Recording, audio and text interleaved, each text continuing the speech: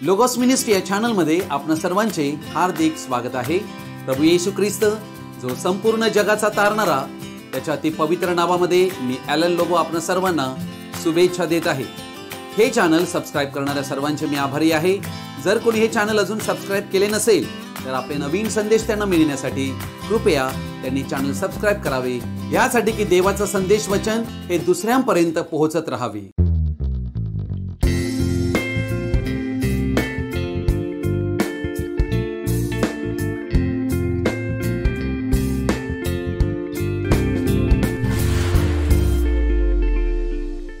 आज आपण एका महत्त्वाच्या विषयाकडे आपलं लक्ष लावणार आहोत। या विषयाचं शीर्षक आहे God is good all the time. All the time God is good. देव प्रत्येक समयी आमच्यासाठी चांगला आहे। स्तोत्र संहिता 100:5 वचन म्हणते, कारण परमेश्वर चांगला आहे, त्याची दया सनातन आहे आणि त्याची सत्यता पिढ्यानपिढ्या टिकते। अर्थात देवाच्या चांगुलपणावर आम्ही ध्यान केंद्रित करणं फारच आवश्यक आहे। आज आमच्या जीवनामध्ये सर्वाधिक समस्या उद्भवण्याचं प्रमुख कारण आम्ही देवाच्या चांगुलपणावर आमचं ध्यान केंद्रित करीत नसतो। यामुळे अनेक प्रकारच्या चिंता समस्या आमच्या जीवनात उद्भवत असतात। त्यामुळे आम्हाला त्याचे दुष्परिणाम भोगावे लागतात। अर्थात देव आमच्या जीवनातील प्रत्येक डिटेल जाणतोय। देवाला ठाऊक नाही अशी एकही गोष्ट आमच्याकडे नाही। म्हणून ही गोष्ट एकदम खरी आहे की आमचा पुढचा श्वास देखील मी घेईन की नाही हे देवावर अवलंबून आहे। हे देवाचं चांगुलपण आहे की त्याने तुम्हाला आणि आम्हाला हे जीवन जगण्यास दिलेलं आहे, आम्हाला अस्तित्व दिलेलं आहे। आमच्या हृदयाचा प्रत्येक ठोका हा देवावर अवलंबून आहे। देवाने जर आमच्यावर प्रेम केले नसते तर आमचे अस्तित्वच नसते। हे त्याचे प्रेम आहे, हे त्याचं चांगुलपण आहे। आमच्या जीवनातील प्रत्येक घटकात पाहण्याची कुवत, खाण्याची कुवत, बोलण्याची कुवत, ऐकण्याची कुवत, सर्व काही करण्याची कुवत देवाने तुम्हाला आणि आम्हाला दिली आहे। व देव अपेक्षितो की आम्ही त्याची भक्ती करावी व त्याला त्याबद्दल धन्यवाद द्यावे व हे जाणावे आणि कधीच विसरू नये की देव प्रत्येक गोष्टीत चांगला आहे। देवाने आम्हाला दिलेली व्यक्तिगत स्वतंत्रता, विचार करण्याची कुवत, सर्व काही म्हणजे जे काही आमच्याकडे आज आहे ते देवाने आम्हाला दिलेले आहे। ते देवाकडून नसते तर तुम्हाला आणि आम्हाला ते घेताही आले नसते, कारण तुमच्यात आणि आमच्यात काहीच काम करण्याची कुवत नाहीये। देवाची इच्छा अशी आहे की आमच्या यशाचे स्रोत काय आहे हे आम्ही आठवावे। म्हणजे देवाने आम्हाला दिलेले आशीर्वाद, देवाने आमच्या भागविलेल्या प्रत्येक गरजा आठवून देवाला विसरता कामा नये, कारण तोच आमच्या सर्व चांगुलपणाचा स्रोत आहे। कोरिन्थिकरास पहिले पत्र 4:7 वचन म्हणते, तुला निराळेपण कोणी दिले आणि जे तुला दिलेले नाही असे तुझ्याजवळ काय आहे? तुला दिलेले असता दिलेले नाही असा अभिमान तू का बाळगतोस? प्रश्न केलेला आहे। अर्थात आम्हाला सर्व काही देवाकडून मिळालेले आहे हे आम्ही ओळखायला हवं। हे देवाचं चांगुलपण आहे की देवाने आम्हाला उत्तम ते दिलेलं आहे। प्रत्येक उत्तम देणगी व प्रत्येक पूर्ण दान वरून आहे, हे स्वर्गीय पित्यापासून आहे। जर देवच अस्तित्वात नसता तर आमचं अस्तित्वच नसते। आमच्या जीवनामध्ये देवाने माझ्याद्वारे काय केले, माझ्या मध्ये काय केले, माझ्याशी काय केले याचे श्रेय मी देवालाच द्यायला हवे। लूका सुवर्तमानाच्या 12व्या अध्यायातील 13 ते 21 वचनामध्ये श्रीमंत मूर्ख मनुष्याचा दृष्टांत आम्हाला या ठिकाणी आढळतो। हा एक व्यक्ती जो आपल्या जीवनामध्ये फार यशस्वी झाला होता आणि त्याच्या जमिनीला फार पीक आले होते, म्हणून त्याच्या मनात त्यांनी विचार केला की माझे उत्पन्न साठविण्यासाठी मला जागा नाही, म्हणून मी आपली कोठारे मोडून मोठी बांधीन आणि तेथे मी आपला सर्व धान्य व माल साठवीन आणि मग मी आपल्या जीवाला म्हणेल, हे जीवा, तुला पुष्कळ वर्षे पुरेल इतका माल ठेवलेला आहे, विसावा घे, खा पी, आनंद कर। परंतु देवाने त्याला म्हटले, अरे मूर्खा, आज रात्री तुझा जीव मागितला जाईल, मग जे काही तू सिद्ध केले आहे ते कोणाचे होईल? अर्थात या ठिकाणी आम्हाला काय आढळत आहे? या व्यक्तीने जे काही केले होते आपल्या यशाचे श्रेय त्याने देवाला दिले नाही, देवाला मान दिला नाही, त्याने स्वतःला गौरविलेले आहे। आज रात्री तुझा जीव मागितला जाईल तर हे सर्व कोणाचे होईल? ही एक फारच विचारशील अशी एक चेतावणी आहे। अनुवादाचं पुस्तक 8वा अध्याय 17 आणि 18 वचन म्हणते, तसेच हे धन माझ्याच सामर्थ्याने व बाहुबलाने मी मिळविले आहे असे तू मनात म्हणू नको. मनात देखील म्हणण्यास आम्हाला मनाई केलेली आहे. पण तू आपला देव परमेश्वर याचे स्मरण ठेव, कारण त्याने तुझ्या पूर्वजांशी शपथपूर्वक केलेला करार कायम राखण्यासाठी तोच तुला आजच्या प्रमाणे धनप्राप्ती करून घेण्याचे सामर्थ्य देत आहे. आमच्या जीवनातील कोणत्याही स्थितीत भले आम्हाला पुष्कळ यश मिळालेले असेल, पण आमच्या यशाचे श्रेय आम्ही नक्की कोणाला देतो, आमच्या मनात काय नक्की विचार आहेत हे देव जाणतो. हे परमेश्वर देतो तरच मनुष्याला घेता येते, अन्यथा मनुष्य स्वतःहून काही करू शकत नाही. म्हणून आम्ही परिश्रम केल्यामुळे आम्हाला मिळालेल्या यशामुळे आम्हाला जर गर्व येत असेल तर हे देवापुढे फार मोठे पाप आहे. लुसिफर जो एक आद्य देवदूत, त्याला खाली ह्याच कारणामुळे फेकण्यात आले होते. म्हणून आम्हाला या प्रकारच्या गोष्टींपासून दूर राहणे फार आवश्यक आहे. हे देवाचं सांगुलपण आहे, हे आम्ही ओळखायला हवं आणि देवाचे गुणगान गायला हवे, देवाचा महिमा करायला हवा. जेव्हा आम्ही देवाचे सांगुलपण ओळखीत नाही तेव्हा देवाची मदत मागणे आम्ही थांबवितो. हीच मोठी समस्या आमच्या जीवनात असते. अर्थात आम्ही स्वतःवर अवलंबून राहतो, स्वतःच्या ज्ञानावर, बुद्धीवर, स्वतःच्या युक्तीवर, अनुभवावर. देवाकडे प्रार्थनेत मदत मागत नाही, म्हणजे देवावर आम्ही भरोसा करीत नाही. देवाला तुम्हाला आणि आम्हाला मदत करावीची आहे व त्यासाठी तो वाट पाहत असतो. नवीन करारामध्ये 20 वेळा असं म्हटलेलं आहे की तुम्ही मागा म्हणजे तुम्हाला मिळेल. तुम्ही मागत नाही म्हणून तुम्हाला मिळत नाही, हे देवाचं वचन म्हणते. आमच्या कोणत्याही मागण्या देवापुढे मोठ्या नाहीये. देवामध्ये हे सामर्थ्य आहे की तो आमच्यासाठी सर्व काही करू शकतो. म्हणून तुम्ही आणि आम्ही आमच्या समस्या देवापुढे ठेवायला हव्या व देवाला हे सांगायला हवे की मी समस्येमध्ये आहे, प्रभू मला तुझी गरज आहे, मला तू मदत कर, मला या समस्येतून सोडव, मला तुझं सहाय्य हवं आहे.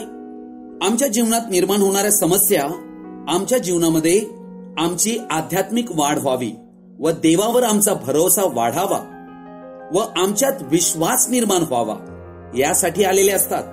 आम्ही ही गोष्ट समजून घेऊया की देव आमचा विश्वास कसा वाढवितो, म्हणजे आमचा देवावर भरोसा कसा वाढतो. हे जणू एक सुरक्षितेचं एक वर्तुळ आहे. जसे एक लहान मूल आणि आई वडील यांचं एक नातं आहे. मूल जे असते ते आपली गरज ओळखते व त्याला माहित असते की मला मदत हवी आहे. मूल ती गरज प्रकट करतो, रडून कण्हून. त्याच्याकडे शब्द नसतात कारण त्याला बोलता येत नसते, परंतु त्याचं डायपर ओलं झालेलं आहे हे तो कळवीत असतो. मला भूक लागली आहे, मी कंटाळलो आहे या ठिकाणी वगैरे गोष्टी मूल कळवीत असतो. माता पिता ही त्याची गरज जाणतात आणि त्याची गरज भागवितात. ते त्याला भरवतात, ते त्या मुलाचं सांत्वन करीतात. ह्यावरून त्या मुलाचा भरोसा माता पित्यावर करणे हे मूल शिकू लागते. ह्याच प्रकारे आम्हालाही याच वर्तुळांतून जाणे गरजेचे आहे. त्यातच आमची आध्यात्मिक वाढ अवलंबून आहे. अर्थात जीवनातल्या समस्या, गरजा, अनेक प्रकारच्या परिस्थिती आम्हाला याच वर्तुळांतून हजारो वेळा जावे लागत असते. ज्या वेळेला आम्ही देवापुढे रडतो तेव्हा देवाचं लक्ष आम्ही आमच्याकडे वळवू इच्छितो. लहान लेकरू जसे आपली गरज आपल्या माता पितापर्यंत पोहोचवू इच्छितो, तसेच आमच्या अश्रूद्वारे आमच्या गरजा आम्ही देवापुढे मांडल्या पाहिजे, तरच देव आमच्या गरजा पूर्ण करील. जसं मुलाची गरज भागते तसं त्याचं माता पितावर भरोसा वाढू लागतो. तशाच वर्तुळात देव ही तुम्हाला आणि आम्हाला शिकवित असतो की आम्ही देवावर भरोसा करण्यासाठी शिकावे. देवापुढे आमच्या गरजा मांडल्याशिवाय देवावरील भरोस्यात आम्ही वाढू शकत नाही. देवावरील भरोसा तेव्हा वाढला जातो जेव्हा आमच्या शेकडो आणि हजारो व्यक्तिगत गरजा देव पुरवितो, ज्या देवाकडे आम्ही मागतो. देवाकडे जर आम्ही प्रार्थनेच्या विनंत्या करीत नाहीत तर काय फायदा, कारण तीच गोष्ट त्याच्यावर भरोसा करण्यासाठी आम्हाला शिकवित असते. देव कधीतरी लगेच उत्तर देतो, अन्यथा तो विश्वास पारखण्यासाठी आमचा वेळ घेत असतो. देव जर लगेच मागणी पुरवी तर आम्ही फारच स्वकेंद्रित बनू व फारच स्वार्थी बनू शकतो. म्हणून तो तुम्हाला आणि आम्हाला एखाद्या मागणीसाठी प्रतीक्षा करण्यास लावतो. त्यांतून तो आम्हाला शिकवित असतो. अर्थात देवाकडून असलेला उशीर हा नकार नसतो. हे समजणं ही आमची आध्यात्मिक परिपक्वता असते. म्हणून यांतील भेद समजून घेणं फार गरजेचे आहे. म्हणून देव आम्हाला लगेच उत्तर देत नाही, तो आम्हाला थांबण्यास लावतो. लूका वर्तमान 11:13 वचन म्हणते, तुम्ही वाईट असतानाही तुम्हाला आपल्या मुलांना चांगल्या देणग्या द्यायचे कळते, तर मग स्वर्गीय पित्याजवळ जे मागतात त्यांस तो किती विशेष करून पवित्र आत्मा देईल. अर्थात आम्हाला आमच्या लेकरांना उत्तम देणग्या देणे समजत आहे आणि आम्ही त्या देतो. तर देवाचा प्रश्न आहे की स्वर्गीय पिता तो किती विशेष करून आमच्यासाठी करील. हा आहे देवाचा चांगुलपणा.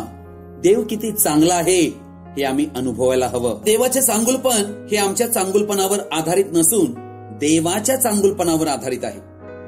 देव वाईट लोकांसाठी देखील चांगला ठरलेला आहे. जे देवाला मानित नाहीत, देवाची चेष्टा करतात, देवाची निर्भासना करतात, देवाला दुर्लक्षित करतात, तरीही देव त्यांच्यासाठी चांगला आहे. ते तुझ्या परम दयेची आठवण काढतील व तुझ्या न्यायपरायणतेचा गजर करतील. परमेश्वर कृपाळू व दयाळू आहे. तो मंद क्रोध व अति दयाळू आहे. परमेश्वर सगळ्यांना चांगला आहे. त्याची कृपा त्याने केलेल्या सर्व कृत्यांवर आहे. परमेश्वराची कृत्येच त्याची स्तुती गातात आणि तुझे भक्त तुझा धन्यवाद करीतात. परमेश्वराने केलेली त्याची कार्ये, कृत्ये ही त्याची स्तुती गात असतात. आमच्या हरवलेल्या गोष्टी देव आम्हाला मिळवून देत असतो. देव आमचे हरेक अपघातापासून रक्षण करून आम्हाला सुरक्षित ठेवतो. मनुष्यांच्या कारस्थानापासून तो आम्हाला वाचवितो. शब्द कलहापासून आमचा जीव त्याच्या मंडपात सुरक्षित ठेवितो. तो हरेक पाश, बंधने, साफडे, पीडा, व्याधी, दुःख यांतून सोडवितो. तो आपला शब्द पाठवून आमचे सर्व रोग बरे करीतो. स्तोत्र संहिता 34:8 वचन म्हणते, परमेश्वर किती चांगला आहे याचा अनुभव घेऊन पहा. जो त्याच्यावर भाव ठेवतो तो पुरुष धन्य. अर्थात परमेश्वर किती चांगला आहे हा आम्हाला अनुभव घेणं फार आवश्यक आहे. नाहीतर आम्हाला परमेश्वराच्या चांगुलपणाचा अनुभव कसा कळेल. अर्थात या ठिकाणी अनुभव घेणं फार आवश्यक आहे. देवाच्या चांगुलपणाचा अनुभव आम्हाला व्यक्तिगत आला की आम्ही आपोआप देवावरच भरोसा करून त्याच्याशी बोलू लागतो. तेव्हा आम्ही प्रथम देवाकडे जात असतो. देवा, मला तुझी मदत हवी आहे. मला हे हवं आहे. माझ्यासाठी हे तू कर. आम्ही आमच्या गरजा तेव्हा देवापुढे मांडू लागतो.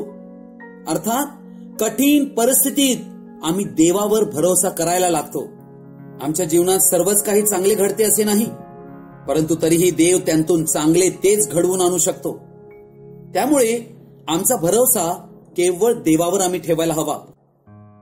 रोमकरासपत्र 8:28 वचन म्हणते, परंतु आपल्याला ठाऊक आहे की देवावर प्रीती करणाऱ्यांस म्हणजे त्याच्या संकल्पाप्रमाणे बोलाविलेल्याच देवाच्या करणीने सर्व गोष्टी मिळून कल्याणकारक होतात. बघा किती महान अभिवचन आहे. म्हणून सर्व गोष्टी मिळून कल्याणकारक होतात. सर्व गोष्टी मिळून. लक्षात घ्या, प्रत्येक गोष्ट देवाच्या हातात आहे. देवच मनुष्याच्या जीवनातली परिस्थिती पालटून टाकतो. अर्थात आमच्या जीवनात कितीही वाईट परिस्थिती जरी असली तरी देव आमच्यासाठी चांगला आहे. देवाचा आमच्याविषयी उत्तम उद्देश आहे, उत्तम संकल्प आहे. कारण देवाकडे आमच्याविषयीचे विचार उत्तम आहेत हे आम्ही कधीही विसरता कामा नये. स्तोत्र संहिता 27:13 आणि 14 वचन म्हणते, या जिवंताच्या भूमीवर परमेश्वर खात्रीने माझे कल्याण करील. परमेश्वराची प्रतीक्षा कर, खंबीर हो, हिम्मत धर. परमेश्वराचीच प्रतीक्षा कर. आम्हामध्ये निर्माण झालेली आशा देवाच्या चांगुलपणामुळेच आमच्यात निर्माण झालेली असते. अर्थात देव जर चांगला नसता तर आमच्या ठाई काहीच आशा राहिली नसती. म्हणून जी काही मागणी तुम्ही देवाजवळ केली आहे, आपले गाराणे मांडले आहे, तुम्ही थांबा. देवाची प्रतीक्षा करा, घाई करू नका. देवाचे चांगुलपण समजण्यासाठी त्याच्यावर भरोसा करा. मला आताच पाहिजे ही अपरिपक्व वृत्ती आहे. यांतूनच सर्वाधिक समस्या उद्भवत असतात. परंतु आम्हाला घाबरण्याचे कारण नाही. इर्मियाचं पुस्तक 29:11 वचन म्हणते, परमेश्वर म्हणतो, तुम्हाविषयी माझ्या मनात जे संकल्प आहेत ते मी जाणतो. ते संकल्प हिताचे आहेत, अनिष्टाचे नाहीत. ते तुम्हास तुमच्या भावी सुस्थितीची आशा देणारे आहेत. अर्थात देवाच्या आमच्याविषयीच्या योजना उत्तम आहेत, त्याचे संकल्प आमच्या हिताचे आहेत, हे देव या ठिकाणी ठणकावून सांगत आहे. आमच्या भावी जीवनासाठी आशा देणारे आहेत, हे आहे देवाचं चांगुलपण. यशाचं पुस्तक 49 अध्याय 15 आणि 16 वचन म्हणते, स्त्रीला आपल्या पोटच्या मुलाची करुणा येणार नाही, एवढा तिला आपल्या तहान्या बाळाचा विसर पडेल काय? प्रश्न केला आहे. कदाचित स्त्रियांना विसर पडेल, पण मी तुला विसरणार नाही. हे आहे देवाचं प्रेम, हे आहे देवाचं चांगुलपणा. 16वं वचन म्हणते, पहा मी तुला आपल्या तळ हातावर कोरून ठेविले आहे, तुझे कोट नित्य माझ्या दृष्टीसमोर आहेत. देव आमच्यासाठी फार आणि फार चांगला आहे. म्हणूनच God is good all the time. All the time God is good. संपूर्ण बायबल देवाच्या चांगुलपणाची साक्ष देते. म्हणून तुम्ही आणि आम्ही बायबलचं नित्य वाचन केलं पाहिजे. देव किती चांगला आहे याचा अनुभव घेतला पाहिजे. म्हणून परमेश्वराविषयी तुम्हाला आणि आम्हाला निश्चिंत असणे फार आवश्यक आहे. आम्ही देवाच्या चांगुलपणाविषयी देवाचे कायम आभार मानायला हवे. स्तोत्र 103 मध्ये वचन म्हणते, हे माझ्या जीवा परमेश्वराचा धन्यवाद कर, त्याचे सर्व उपकार विसरू नको. हे आहे देवाचा चांगुलपण. देव घडोघडी आमच्या जीवनामध्ये वेगवेगळ्या प्रकारे उपकार करीत असतो. तो तुझ्या सर्व दुष्कर्मांची क्षमा करीतो, तो तुझे सर्व रोग बरे करीतो, तो तुझा जीव विनाश गर्तेतीतून उद्धारितो, तो तुला दया व करुणा यांचा मुकुट घालितो, तो तुझे आयुष्य उत्तम पदार्थांनी तृप्त करीतो, म्हणून तुझे तारुण्य गरुडासारखे नवे होते. हे आहे देवाचा चांगुलपण. आम्ही भस्म झालो नाही ही परमेश्वराची दया होय, कारण त्याच्या करुणेत खंड पडत नाही. ती रोज सकाळी नवी होते. तुझी सत्यता थोर आहे. परमेश्वर माझा वतन भाग आहे असे माझा जीव म्हणतो, म्हणून मी त्याच्या ठायी आशा ठेवीन. जे परमेश्वराची आशा धरून राहतात त्यांस, जो जीव त्याला शरण जातो त्यांस परमेश्वर प्रसन्न होतो. परमेश्वरापासून येणाऱ्या तारणाची वाट पाहणे आणि तेही मुकाट्याने पाहणे बरे आहे. रोमकरसपत्र 5 अध्याय 8 वचन म्हणते, परंतु देव आपणावरच्या स्वतःच्या प्रीतीचे प्रमाण हे देतो की आपण पापी असतानाच ख्रिस्त आपणासाठी मरण पावला. या संपूर्ण सृष्टीवर पापाचा विपरीत परिणाम झाला होता आणि यामुळेच आम्हाला दैवी अनुग्रहाची कृपेची गरज होती. आणि म्हणूनच देवाने आपला एकुलता एक पुत्र आमच्यासाठी पाठविला, यासाठी की जो कोणी त्याच्यावर विश्वास ठेवतो त्याला सार्वकालिक जीवन मिळावे. म्हणूनच त्याने आमच्या पापासाठी सर्व खंडणी भरली. क्रूसावरचे क्रूर मरण त्याने सहन केले, माझ्या पापांसाठी, आमच्या पापांसाठी, आणि तो आमच्यासाठी मरण पावला. आमच्या पापांसाठी हे देवाचे सर्वाधिक मोठे चांगुलपणाचे कृत्य आहे. योहानाचं पहिलं पत्र 3 अध्याय 8 वचन म्हणते, देवाचा पुत्र यासाठीच प्रकट झाला की त्याने सैतानाची कृत्ये नष्ट करावी. म्हणजे या ठिकाणी आम्हाला आढळते की या जगाचा जो अधिपती म्हणजे दुष्ट सैतान, ज्याने संपूर्ण जगाला बहकविले होते, त्या सैतानाच्या तावडीतून आम्हाला सोडविण्यासाठी देव स्वतः मनुष्य बनला. रोमकरसपत्र 6 अध्याय 23 वचन म्हणते, कारण पापाचे वेतन मरण आहे, पण देवाचे कृपादान आपल्या प्रभू येशू ख्रिस्तामध्ये सार्वकालिक जीवन आहे. देवाची ही इच्छा आहे की आम्हा मनुष्यांना सार्वकालिक जीवन मिळावे. सार्वकालिक जीवन म्हणजे देवाचं जीवन, ज्याचा कधीही अंत होणार नाही, ते जीवन आम्हाला मिळावे. म्हणून हे जीवन ख्रिस्त येशूमध्ये ठेवलेलं आहे. ज्यांना ख्रिस्त येशू प्राप्त होतो त्यांनाच हे जीवन प्राप्त होते. हे देवाचे महान कृपादान आहे, हे आम्ही समजून घ्यायला हवे. हे महान कृपादान देवाच्या चांगुलपणामुळे आम्हा अखिल मानव जातीसाठी देवाने देऊन ठेवलेला आहे. मत्तकृषी वर्तमान 6 अध्याय 33 वचन म्हणते, तर तुम्ही पहिल्याने त्याचे राज्य व त्याचे नीतिमत्व मिळविण्यास झटा, म्हणजे त्यांच्या बरोबर याही सर्व गोष्टी तुम्हाला मिळतील. अर्थात देव आपल्या लेकरांची काळजी घेतो, कारण तो चांगला आहे आणि तो आम्हाला जीवन देऊ इच्छितो. हे आहे देवाचे चांगुलपण. पेत्राचे दुसरे पत्र याचा 3 अध्याय 9 वचन म्हणते, कित्येक लोक ज्याला विलंब म्हणून म्हणतात, तसा विलंब प्रभू आपल्या वचनाविषयी करीत नाही, तर तो तुमचे धीराने सहन करीतो. कोणाचा नाश व्हावा अशी त्याची इच्छा नाही, तर सर्वांनी पश्चाताप करावा अशी आहे. हे आहे देवाचं चांगुलपण. देव आजही आमची वाट पाहत आहे, धीराने आमचे सहन करीत आहे, कारण आमचा नाश व्हावा ही त्याची इच्छा नाही. म्हणून आम्ही पश्चाताप करावा, कारण तो पाप क्षमा करण्यास तयार आहे. हे आहे देवाचं चांगुलपण. आमच्या पातकाच्या मानाने त्याने आम्हाला शासन केले नाही, त्याने आमच्या दुष्कृत्याच्या मानाने आम्हाला प्रतिफळ दिले नाही. कारण जसे पृथ्वीच्या वर आकाश उंच आहे, तशी त्याची दया त्याचे भय धरणाऱ्यावर विपुल आहे. पश्चिमेपासून पूर्व जितकी दूर आहे, तितके त्याने आमचे अपराध आमच्यापासून दूर केले आहे. परमेश्वर आमचे पातके न आठवणाऱ्या समुद्राच्या डोहात बुडवून टाकतो. किती चांगला तो आहे, तो आमच्या पापांची आठवण करीत नाही. परमेश्वर म्हणतो, चला या आपण बुद्धिवाद करू. तुमची पातके लाखेसारखी लाल असली तरी ती बर्फासारखी पांढरी होतील, ती किरमिजासारखी तांबडी असली तरी लोकरीसारखी निघतील. किती देव प्रेमळ आहे, क्षमाशील आहे, आणि आमची सर्व पातके तो नाहीसी करणार आहे. हे देवाचं चांगुलपण आहे. स्तोत्रसंहिता 31:19 म्हणते, तुझे चांगुलपण किती थोर आहे, तुझे भय धरणाऱ्यांकरिता तू ते साठवून ठेवले आहे. तुझा आश्रय करणाऱ्यांसाठी मनुष्य मात्रा देखत तू ते सिद्ध केले आहे. अर्थात जे परमेश्वराचे भय धरतात त्यांच्यासाठी देव चांगुलपणा साठवून ठेवतो. साठवणूक ही आमच्या भविष्य काळासाठी असते. देव फार भला आहे आपल्या प्रत्येक कृतीमध्ये, म्हणून उत्तम ते आमच्यासाठी साठवून ठेवतो. हे परमेश्वराचं चांगुलपण आहे आणि याबद्दल आम्ही त्याचा धन्यवाद करावा. खरोखर तो किती चांगला आहे, तो किती उत्तम आहे, तो किती सर्वोत्तम आहे. माझ्यासाठी तो पूर्ण आहे. त्या परमेश्वराचा धन्यवाद आणि स्तुती करावी. तो आम्हाला कधी टाकून देत नाही, तो आम्हाला बळ देतो, तो आम्हाला हिंमत देतो, तो आम्हाला आधार देतो, तो आमचं सहाय्य करीतो. हे आहे परमेश्वराचं चांगुलपण. या परमेश्वराच्या चांगुलपणाची आम्ही रोज रोज आठवण करून देवाला धन्यवाद द्यायला हवे. आज जर तुम्ही निराशजनक स्थितीत असाल, संशयात जीवन जगत असाल, तीव्र खेदामध्ये जीवन जगत असाल, तुमच्या समस्येवरून आपली नजर हटवा व देवाच्या चांगुलपणाकडे आपलं लक्ष केंद्रित करा, कारण देव तुमच्यासाठी सर्व काही करू शकतो. मला आशा आहे की हा संदेश नक्कीच तुम्हाला प्रेरणादायी ठरेल व तुमची देवावरील आशा व भरोसा वाढवेल. आपण प्रार्थना करूया. हे आमच्या स्वर्गीय पित्या, तू खरोखरच खूपच चांगला आहेस.